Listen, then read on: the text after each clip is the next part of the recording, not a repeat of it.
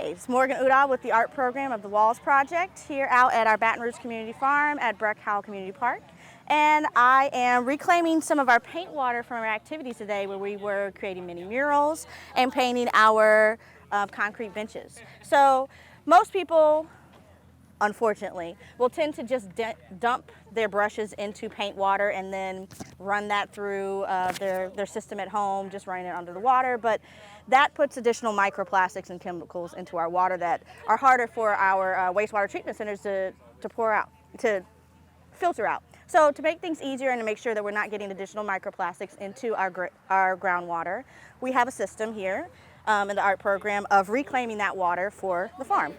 So starting off with your tools that you have used for paint, you want to rinse those off in a large bucket of water and then separate, and sometimes it takes 2 or 3 separate buckets. I tend to use a bucket originally to capture the tools and get the large clumps of paint off, and then a secondary bucket to clean off the last little bits and separate them. Sometimes with your brushes, you'll need to actually clean out the paint by using this little brush comb here.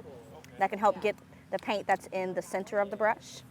But once you've done that and you've cleaned out all your brushes and you're left with just the paint water, you want to pour in about a cup of each of these chemicals. You can get these from the garden center, Clegg's, Louisiana Nursery. They are additives, fertilizer additives, but they are the key components for flocking, F-L-O-C-C, in which the solvents attached to the paint pigments drag them down to the bottom of the solute, and then you have just your water at the top. So I poured about, since these are 5-gallon buckets, I poured about 5 cups of each into this, and then you just mix it up like a witch in the farm, having fun, and let that sit for a little bit, and all of those particles will come down to the bottom, and then you get this nice little bucket of paint particles at the bottom and gray water at the top. You can further filter that with coffee filters into a bucket, and then that water can be reused